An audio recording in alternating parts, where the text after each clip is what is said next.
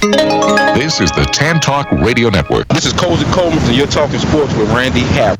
All right, we are back. Final segment here, coming to you live from the Cool Breeze AC broadcast facility. And as I'm thumbing through this contract for our new TV show, I just found out we start next Tuesday. What? Did you know that we're shooting next Tuesday? Yeah, it's August 6th. I didn't. Yeah. I knew. Yeah, I knew that.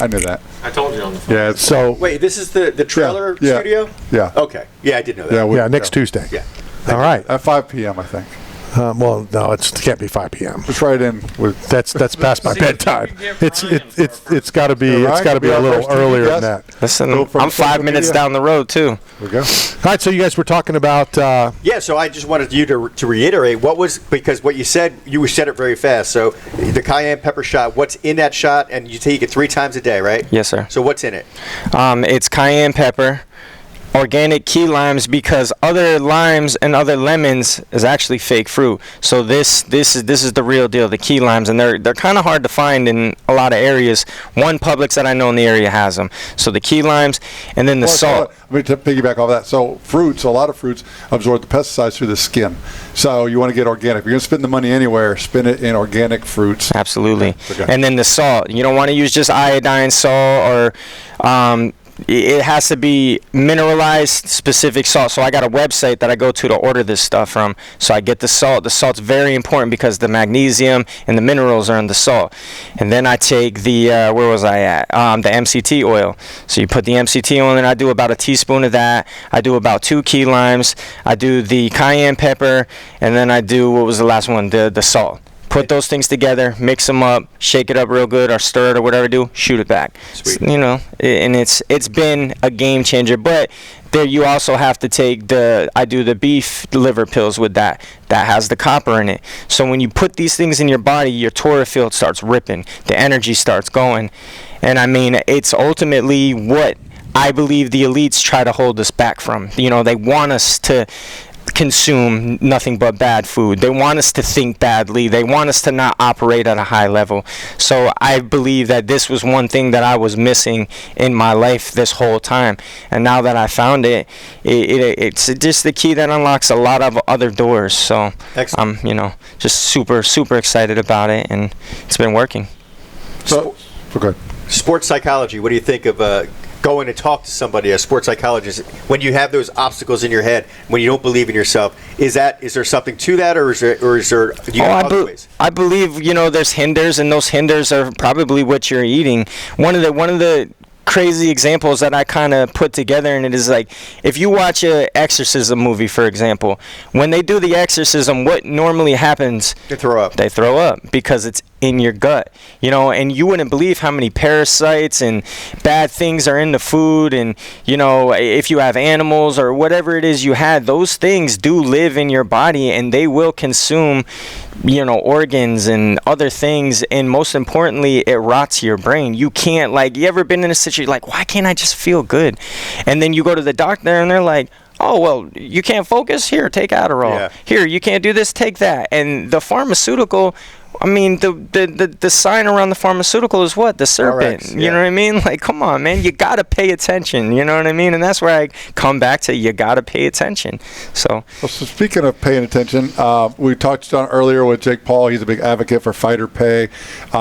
Is the BKFC at a point now where you guys can focus on just your sport, your discipline, where it's eat, sleep, train, perform, or do you still have to have careers outside of being if you're not Mike Perry, you still got to have a career outside of it. I mean, unfortunately for us homegrown guys, I feel like we haven't got the level of respect and gratitude that we truly need, but it's coming. You know what I mean? It's coming. I mean, look, they gave me the shot before they gave a lot of people a shot, and I do feel like it's because of me going down to the shows, me being seen, me putting other, selling tickets, selling tickets, and I normally always sell more than they pay me. You know what I mean? So it's like, I'm doing great for the company. I feel like I've brought not only eyes, anybody I see, I'm like, hey, about Bare Knuckle? Hey, follow me on social media. Hey, follow my journey. You know what I mean? And that's why I'm constantly pushing for them. Constantly, Now, we've seen a lot of retired MMA fighters go into BKFC. Are you planning on making a switch to, the UFC? I mean, look, a big goal of mine would be to get a Jake Paul fight, for myself. Obviously, there's no Jake Pauls around my weight, but, you never know with these influencers. So it's perfect for Jake. Right, yeah. He would definitely sign the contract, and guess what? So would I. You just bulk me up. Sure. So true, though. So true. Has he fought anybody his size? No. Except for maybe Tommy Fury. And then what happened? He lost. And Tommy Fury's not Right. that good. Right. You know what I mean? But not to stick up for Jake Paul, he's a genius. Yeah. I mean, he's hand-picking. I'm not. I know you're not. Sometimes these guys do, and you can't I never take hate. anything away from his business. Right. Well, and it's a smart business. Yeah. There's a reason I keep Matt around, so I'm not the dumbest one here. I mean, it's all who you, like you said, it's all who you surround yourself with. So it definitely makes sense. What do you do? How do you relax? When do you relax? Do you relax? After the fight, man, and only that, like, after the fight, it gets so crazy for me, man. I gotta relax. I gotta shut the phone off for maybe a day or two. Like, it's just too much. Again, messages from everybody, and one thing I love to do is reach back to every single person that I can. I don't care if there's 1,000 messages in my inbox. Anybody who took the time to put their energy towards me is gonna receive that same energy back. And it's got to be nice when it's either fans, sponsors, family, friends, whatever that do that. I love it the most when it's the kids, man. When it's the younger kids and they look up to you, and I can do something for them, and I could put something in their mind that isn't an indoctrination of what the school system's trying to teach them, what the new agenda's trying to push. Any of that stuff that we can stay away from, I'm with that, man. I like that, man, and I like to to push to the kids to show them, look, man, this is real. Anything is possible if you really put your mind to it, and I'm an advocate of that, man. I really truly am. I came from really absolutely nothing to where everybody told me, what are you doing, bro?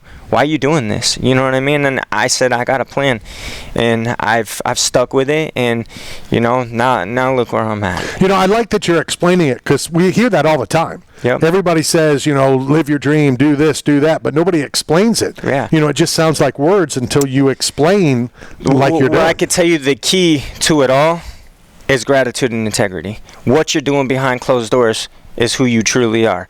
So that way when I'm put in front of a stage or something like this, it's real. It's real. You know what I mean? Right. I don't have to be like, yeah, and you can tell. You can tell. You know what I mean? It's genuine. It just flows. What it reminds me of right now? Tom Aspinall's post-fight interview. That's because you sound like Tom Aspinall. He's like, I'm obsessed with training. He goes, this is my first beer that I've had in a year because I won the fight. And he said, but I'm obsessed with training. I love my trainers. I have utmost respect for my fans. All of that stuff. It plays into who you are inside and outside the cage. 100%. And if I had more platforms I could be on, or they pushed me out a little bit more, I think it would be an ultimate hit. And I think, they put me in this position that I'm in now because they know how I can be and they know how I am. And that, to me, is important for a business because, everybody wants to see the UFC guys and the big names and stuff, but really pay attention to the homegrown guys. But do they? That we got there. Do they? Maybe they don't. Because David and I have talked about this. Back early, we talk a lot and he'd bounce names off me. And, early you want to see those names, but how many of those UFC guys, and hate to say it that way, they come in, they're not successful. No, because they're coming for a paycheck. Luke Rockhold came for a paycheck. That's it. And so did the other guy that hurt his neck. He didn't know if it was spinal or whatever. The one who fought Big Ben. He was like, I don't know, my neck hurts. I'm good. Just give me my 70 G's and I'm out. Right. Why guys like me are really sacrificing, really working the job, really coming in here to put on for this company, and not reaping the.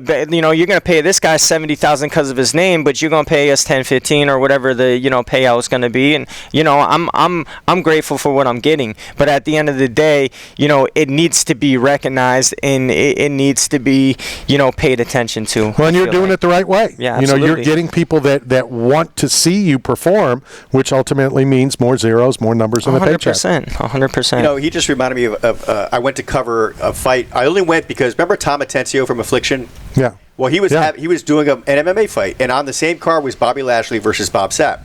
Bob Sapp tapped to strikes in the 25 seconds into the fight. Bobby took him down. He hit him, and I went to the post-fight press conference and I said, hey, Bob, you tapped the strikes. I don't understand. He said, flat out, I got to be in Japan next weekend and I'm getting paid $20,000. I'm not going to get hurt here. And I was like, wow. I can't believe you just said that out loud. Right. Like, what does that say to everybody who bought a ticket to see you fight tonight? What does that say to everybody who kills it. Yeah, rooting for you. Now, the difference is when Wes Sims fought Bobby Lashley in Miami and lost very early, he tried to pick another fight with him at the press conference. And it's like it's over. Wes Sims, my guy, though. You got to know Wes Sims. But no, right, it's over. And then Bobby bounced back and forth and now back into the WWE. I just can't believe that Bob Sapp would say that, though. Like, I mean, just Do you know Bob Sapp? I do. Does that surprise you? No, it didn't surprise me.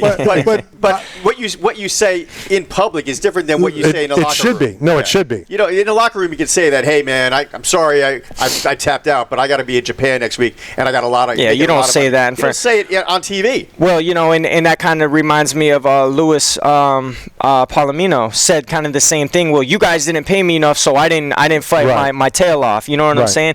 And look, as a fighter, I've been there and I get that. And I kind of said the same thing my last fight. You know, well, hey, I kind of coasted through this one, you know, but realistically, it's because I wanted to save, and I did get cut. I wanted to save my hands because I knew what was coming next. Right. You know what I mean? Yeah. And like, I pull my, you know, rear end out there, and for all these fans and for my family and for myself, you know what I mean? To you know, be successful in this. And if you don't believe so, go watch some of my fights. You know what I mean? Like, Randy, you'll remember this when Ken Shamrock deliberately cut his eye because Kimbo Slice was getting paid more than him to fight Kimbo. I was there. Yeah, I was there too, and he said it. You know, he's like, "Oh, I cut my eye in training right before the fight, like in the back, right in the back room." But he was renegotiating his contract because he found out Kimbo was making $1 million and he was getting paid like $25,000. He goes, "No, this ain't fair." And then it was Gary Shaw. Gary Shaw said, "Hey, man, you signed a contract." Right. And then he cut himself on purpose so he wouldn't be able to fight him. And then Seth Petroselli stepped in. Petroselli knocked him out with a jab. Oh, wow. I didn't, dang. Yeah. Mike Lee came and told me, and I'm the one that broke it,